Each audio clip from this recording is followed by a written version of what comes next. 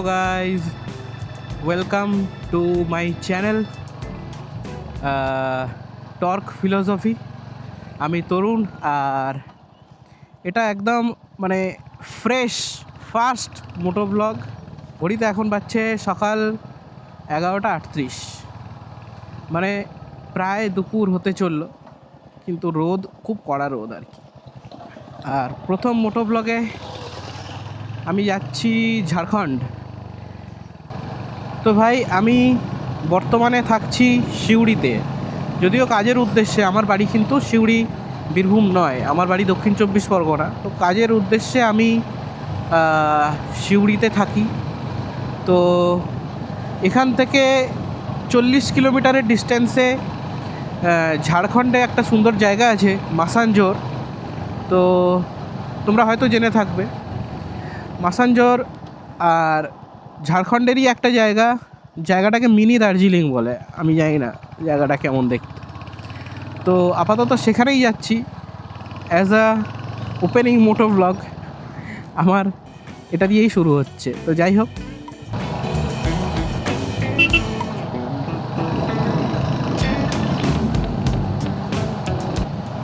তো এখান থেকে আমরা যাব 40 কিলোমিটার।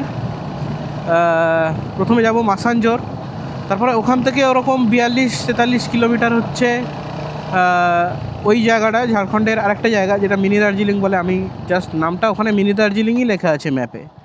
তো সেখানে যাব, দেন লাঞ্চ করব, অ্যান্ড দেন তারপরে বিকেল সন্ধে করে ঘরে চলে আসব। এর মাঝখানে বৃষ্টি না আসলেই হলো, এটাই হচ্ছে একটা ব্যাপার, কারণ আমার কাছে রেনকোট নেই। তো ভাই, যখন আমি ছোট ছিলাম, এখন আমার বয়স ধরে নাও 27-28 বছর। তো আজ থেকে 17-18 বছর আগের কথা, যখন আমি ক্লাস 5-6-এ পড়তাম। তো আমাদের গ্রামে একটা কাকা ছিল, তো একটু বড়লোক টাইপের ছিল, ঠিক আছে, আমাদের ভাষায় আর কি। গ্রামে বড়লোক মানে বুঝতেই পারছো, একটু গরিব সীমার উপরে আর কি। তো প্রথম বাইক আমাদের গ্রামে সে কেনে, সেটা ছিল একটা হিরো হন্ডা হাঙ্ক। আর 2007-8 সালের দিকে হাঙ্ক বাইকটা তোমরা যদি জেনে থাকো তাহলে জানবে যে ওটা সিটি বাইকই বটে, কিন্তু খুবই একটা বড় সড়ো চেহারার একটা বাইক। আর পাওয়ারও হয়তো ছিল, যতদূর আমি শুনেছি যে বাইকটা খুব পাওয়ারফুল বাইক ছিল, আর দেখতেও সুন্দর ছিল, একটু স্টাইলিশ। সিটি বাইকের মধ্যে বাকি যে স্প্লেন্ডার বা তখন ডিলাক্স, সিটি ডিলাক্স, এই সমস্ত বাইকগুলোর মধ্যে ওই বাইকটা একটু বড় সড়ো সাইজের ছিল। তো যখন ওই কাকার বাইকটা দেখলাম, বাইকটা দেখে একটা মানে সেই ব্যাপার লাগলো। আর তখন থেকে মানে মোটামুটি বাইকের প্রতি একটা সেই ইন্টারেস্ট তৈরি হয় না, ইন্টারেস্ট তৈরি হতো। রাস্তায় বাইক যেত, দেখতাম এটা গ্ল্যামার যাচ্ছে, এটা স্প্লেন্ডার যাচ্ছে। তো এরকম চলতে চলতে একটা সময় এলো যখন আমার হাঙ্কের প্রতি মানে ভালোবাসাটা একটু কমে গেল গিয়ে। কারণ তখন বাজারে একটা নতুন বাইক এসেছিলো, সেটা হচ্ছে তোমার আই থিঙ্ক হোন্ডার এক্স ব্লেড বলে একটা বাইক, এরকম মুখটা এরকম সরু লম্বা টাইপের। তো ওই বাইকটা সেই লাগতে শুরু করলো। তো তখন বাইকগুলো দেখতাম আর ভাবতাম যে যখন বড় হবো তখন একটা এক্স ব্লেড কিনবো বা একটা গ্ল্যামার কিনবো। তো যাই হোক, বাইক একটা কিনেছি বটে, এটার বয়স হয়ে গেছে 3 বছর। এক্স ব্লেডও কিনিনি, হাঙ্কও কিনিনি। তো যেটা আমার বড় হয়ে যেটা আমার কম্প্যাটিবল মনে হয়েছে আমার জন্য, সেটাই আমি নিয়ে নিয়েছি। যাই হোক, তো এই হচ্ছে ব্যাপার, যে স্বপ্নটা ছোটোবেলা থেকে একটা পোষা স্বপ্ন আর কি, সেই স্বপ্ন পূরণ করা, এবং সেটা নিজে পরিশ্রম করে দুটো পয়সা ইনকাম করে, ফ্যামিলিকে সাপোর্ট করে তারপরে নিজের স্বপ্ন পূরণ করতে হয়। অ্যাকচুয়ালি তোমরা এটা অবশ্যই বুঝবে যে নিজের স্বপ্ন অনেক সময় সাইডে রাখতে হয় ফ্যামিলির জন্য। তো এটাতে দোষ কিছু নেই, এটা রেসপন্সিবিলিটি, প্রত্যেক মানুষকে এটা পূরণ করতে হয়। মাসাঞ্জোর 21 কিলোমিটার্স। কোন দিকে যেতে হবে বাবু? সোজা, আই থিঙ্ক চেকিং হচ্ছে এখানে, checking is going on, but আমাদেরকে কিছু বললো না। Good job, thank you. Mayurakshi নদী, ভাই নদী কোথায়? এটা তো মাঠ, ময়ূরাক্ষী মাঠ। এ দেখো পুরো শুকিয়ে গেছে তো, জানি না তোমরা দেখতে পাচ্ছ কি না। পুরো শুকনো বটে, পুরো শুকনো মাঠ একদম। মাসানজোর 16 কিলোমিটার, দুমকা 42। ভাই পাহাড় দেখতে পাওয়া যাচ্ছে তো। হ্যাঁ, আমি যেখানে থাকি সেখান থেকে এত কাছাকাছি যে এরকম পাহাড় দেখতে পাওয়া যাবে, এটা তো আমি কোনোদিন ভাবিইনি। ম্যাপে দেখে আমার সেরকম সিরিয়াস কিছু মনে হচ্ছিল না, কিন্তু এখন তো দেখে বেশ দূর থেকে তো ভালোই মনে হচ্ছে। তো চলো যাওয়া যাক। ভাই এদিকে পাহাড়, এদিকে পাহাড়, মাঝখান দিয়ে রাস্তা, সুন্দর লাগছে ভাই, সুন্দর। Welcome to Massanjore.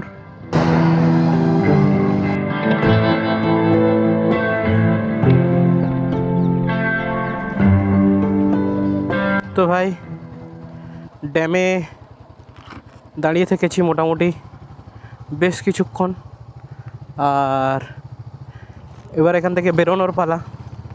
তো বেরোতে হবে, হয়তো আরও কিছুক্ষণ থাকতাম, কিন্তু এখানে প্রচণ্ড রোদ, প্রচণ্ড রোদ। তোমরা ক্যামেরায় দেখে বুঝতে পারছো কি জানি না, কিন্তু ভয়ানক রোদ। তো এত রোদে আমাদের সব ঘাম বেরিয়ে সব জল শুকিয়ে গেছে। তো এবারে জাস্ট এখান থেকে বেরোবো, জল খাবো।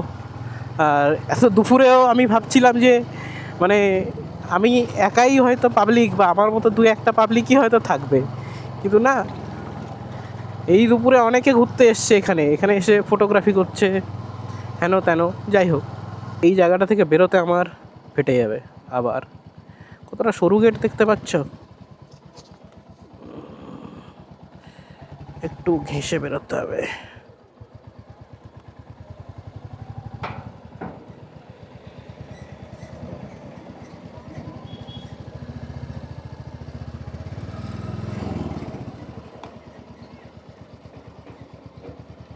বেরিয়ে গেছি, বাহার নিকাল গে রে বাবা।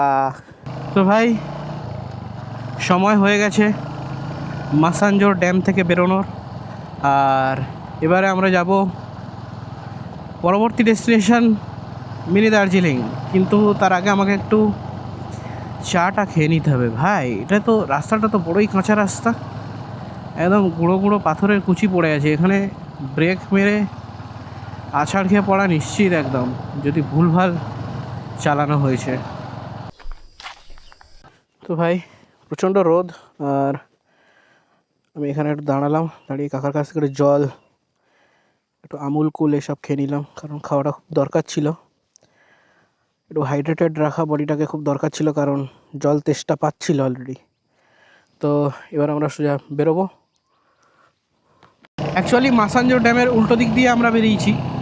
তো যদি ওই দিক দিয়ে বেরিয়ে যেতাম, যেদিক দিয়ে ঢুকেছিলাম, তাহলে আমার জন্য ইজি হতো ব্যাপারটা। এদিক দিয়ে বেরিয়ে আমাকে একটু ঘুরপথে গিয়ে ওই রাস্তাতেই কানেক্ট করতে হবে আর কি।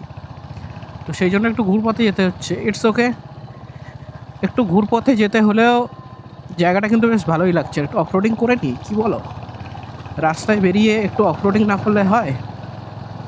ভাই আকাশে কিন্তু বিরাট মেঘ করে আসছে, আর আমাদের যে ক্যামেরা সেট আপ আছে সেটা ওয়াটারপ্রুফ, কিন্তু আমি নিজে ওয়াটারপ্রুফ নই, কারণ আমি রেনকোট আনিনি। বর্ষাকালে বেরিয়েছি, রেনকোট আনিনি, তার কারণ হচ্ছে একটাই, আমার কাছে রেনকোট নেই।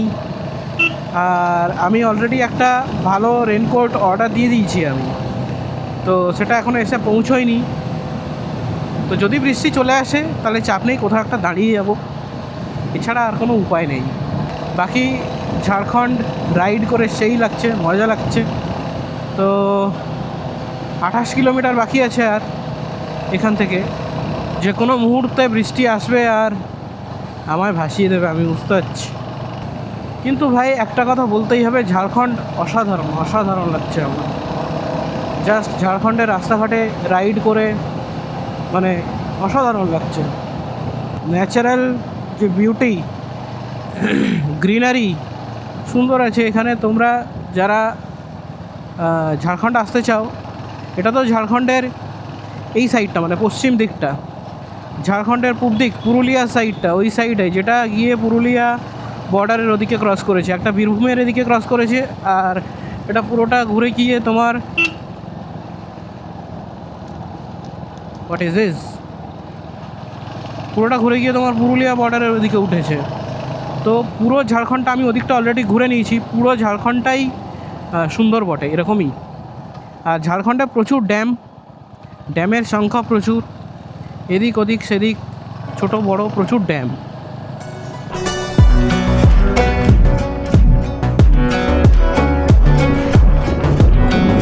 ভাই তাগড়া এক পশলা বৃষ্টি হয়ে গেছে, আর বৃষ্টির পর একদম চারদিকটা মনে হচ্ছে পুরো ধুয়ে পরিষ্কার হয়ে গেছে। আমি কিছু ফেলে আসলাম না তো, আই থিঙ্ক না, একদম সুন্দর ঠান্ডা হয়ে গেল। রোদের মধ্যে অ্যাকচুয়ালি প্রচুর কষ্ট পাচ্ছিলাম, তো আমি রেনকোট আনিনি, সেই জন্য আমায় একটু দাঁড়িয়ে যেতে হয়েছিল। আর যদি রেনকোট আনতামও, যেরকম ঝড় বৃষ্টি হচ্ছিলো রেনকোটে ওটা আটকাতো না, দাঁড়াতেই হতো। তো যাই হোক, চলো আবার এগোনো যাক। আর ডেস্টিনেশান আমাদের এখান থেকে আর 23 কিলোমিটার, আর ঘড়িতে এখন বাজছে 2:31, মানে 2:30 বাজছে। তো চলো এগোনো যাক। 106 রুপে লিটার, এটা একটা রাস্তা দেখাচ্ছে, মানে গুগল ম্যাপে তো এটা দেখাচ্ছে না, কিন্তু এটা একটা রাস্তা আছে। এই রাস্তাটা ভিউ পয়েন্টের দিকে গেছে, এই যে ভিউ পয়েন্ট এখানে মার্ক করে রেখেছি। তো রাস্তাটা এরকম রাস্তা, পুরোটা হয়তো অফরোডিং। তো দেখা যাক, আমি এই রাস্তাতেই ঢুকবো। ডিরেকশন বাই বাইক, এই রাস্তাটা কোনো মতেই দেখাচ্ছে না, তো ঢুকেই দেখা যাক। ঠিক আছে, যদি সেরকম আটকে থাকে তাহলে আমি ফিরে আসবো। দেখো রাস্তাটা দেখো, এই রাস্তাটা তো সরু রাস্তা, খারাপ রাস্তা, আর বৃষ্টি আসলে আমি পুরো ভিজবো। তো এগোনো যাক, I don't care what ever the condition is. যদি সেরকম কন্ডিশন থাকে যে একা যেতেই পারবো না, তাহলে ফিরে যাবো, অবশ্যই ব্যাক করে যাব। আর আমার মনে হয় যদি এরকম কন্ডিশন থাকে যেটা দেখতে পাচ্ছি, তাহলে আমি ঠিক চলে যাব, আমার কোনো প্রবলেম নেই। পুরো শুনশান জঙ্গল, একটা জনপ্রাণী কিছু নেই, মানে আমি একদম একা যাচ্ছি। আর এরকমই রাস্তা, কিন্তু মাঝে মাঝে ভালোই অফরোডিং রয়েছে ভাই। ভাই অনেকটা পথ অফরোডিং করার পরে চূড়ান্ত, তারপরে অবশেষে ভালো রাস্তা দেখা পেয়েছি। আর আশা করি এখান থেকে পুরো রাস্তাটাই এরকমই থাকবে। তো জায়গাটা দাঁড়িয়ে বাইকটার একটু ফটো ভিডিও করে নিলাম, জাস্ট দাঁড়াতে ইচ্ছে করলো। জায়গাটা এমনি খুব সুন্দর জায়গা, দেখতে তো খুব সুন্দরই লাগছে। তো চলো, এখান থেকে কতটা দূর আর বুঝতে পারছি না। আমরা এই যে অর্ধেক পথ চলে এসেছি, এই যে ডটে, আমাদের এখানে যেতে হবে। তো ভাই পৌঁছে গেছি আমরা ভিউ পয়েন্ট, আর ভিউ পয়েন্টের নাম হচ্ছে সাধু পাহাড় ভিউ পয়েন্ট। তো এই হচ্ছে ভিউ, সুন্দর ভাই। এইরকম একটা ভিউ, মানে পাহাড়গুলো ছোট ছোট নয় তো, এই ভিউটা অনেকটা মাটিগাড়া ভিউ পয়েন্টের সঙ্গে কম্পেয়ার করা যায়। এই জায়গাটা তিস্তা নদীটা গেছে, এরকম পাহাড়গুলো এরকম, যদিও সেই পাহাড়গুলো অনেক বড় বড় এবং দুদিকে বিরাট রেঞ্জ পাহাড়ের, হিমালয়ান রেঞ্জ তো, কিন্তু তবুও সুন্দর লাগছে ভাই। ওয়াও। তো ভাই এই হচ্ছে আমাদের ব্যাকগ্রাউন্ডের ভিউ, সুন্দর ভিউ। আর বৃষ্টিটা এখন একটু কমেছে, আর হালকা হালকা পিছনে দেখতে পেতে পারো সূর্যের মুখ হালকা হালকা দেখা যাচ্ছে। ঘড়িতে এখন ওই 3:30 4টে মতো বাজে। তো মোটামুটি কিছুক্ষণ দাঁড়ালাম। আর এই পর্যন্ত যদি ব্লগটা দেখে থাকো তাহলে, আর যদি ভালো লেগে থাকে, যদি মনে হয় যে হ্যাঁ ঠিকঠাক এগোচ্ছে, তাহলে অবশ্যই একটা লাইক করে দিও। আর হ্যাঁ, অবশ্যই সাবস্ক্রাইব করতে ভুলো না। একদম ফ্রেশ চ্যানেল, নতুন চ্যানেল। আমি আগেও ভিডিও বানাতাম, কিন্তু জাস্ট আমার মানে সেরকম প্রফেশনালি কন্টেন্ট ক্রিয়েশন কোনো দিন করা হয়ে ওঠেনি। তো জাস্ট আমি কিছু একটা মাথায় এলো আমার মনে হলো যে আমার করা উচিত, যেটা করছি, যেটা মন যাচ্ছে অন্তত মন দিয়ে করা উচিত, নিতান্তই ফেলনার মতো করে কোনো লাভ নেই। তো সেই কারণেই করছি। যদি তোমাদের ভালো লেগে থাকে তাহলে অবশ্যই লাইক করো আর সাবস্ক্রাইব করতে ভুলে যাও না। চলো বাকি পথটা এগোনো যাক। তো ভাই, সুন্দর ভিউটাকে বলে দিলাম বাই বাই। আর আমি জাস্ট বেরোচ্ছি, তখন এখানকার লোকাল অনেকগুলো ছেলেপিলে চলে এলো। তো ওরা এসে ছবি টবি তুলছে। তো ভালোই হয়েছে আমি ফাঁকা ফাঁকা পেয়ে গেছি একটু ক্যামেরাতে বক বক করে নেওয়ার জন্য। কারণ সবাই থাকলে ঠিক ক্যামেরায় কথা বলাটা হয় না, কেমনই একটা লাগে। হয়তো পরে পরে ঠিক হয়ে যাবে, আমি জানি না, কিন্তু জাস্ট আমার কপাল ভালো, আমি সুযোগটা পেয়ে গেছি আর কি। আর এবারে আজকে আমাদের মোটামুটি ঝাড়খণ্ড ঘোরা শেষ। আর এবার আমাদের সোজা ডেস্টিনেশন বাড়িতে ফিরে যাব। তো চলো, লেটস গো।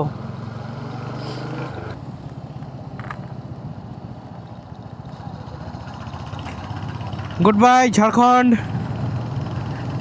তো ভাই 4:59, 5টা বাজছে আর আমরা বেরিয়ে গেলাম ঝাড়খণ্ড থেকে। এটা ছিল ঝাড়খণ্ড বর্ডার। তো এখান থেকে আমাদের ডেস্টিনেশন আর মাত্র 11 কিলোমিটার। Destination means Suri. তো সারাদিন ঝাড়খণ্ডের মধ্যে এদিক ওদিক চক্কর কেটে বেরিয়েছি। আর সন্ধে হয়ে আসছে, প্রায় 5টা বাজে। তো চলো ঢুকে পড়া যাক আস্তে আস্তে নিজের যে গর্ত আছে। বুঝতে পেরেছো তো, ইঁদুর সারাদিন চক্কর কেটে বেড়ানোর পর যেমন নিজের গর্তে ঢুকে যায়, তেমনই আমি এগোচ্ছি নিজের গর্তের দিকে। তো যাই হোক, চলো এগোনো যাক। তো ভাই ইয়েস তো ভাই পৌঁছে গেছি নিজের গলি।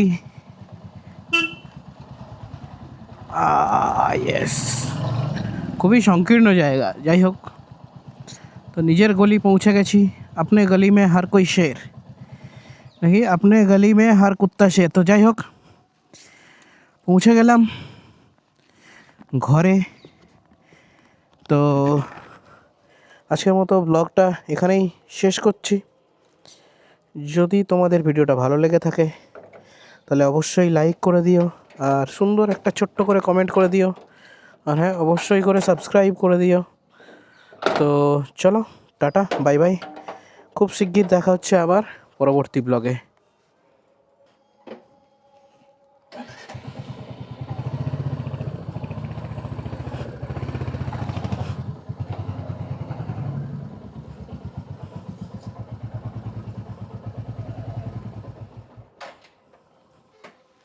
বাই।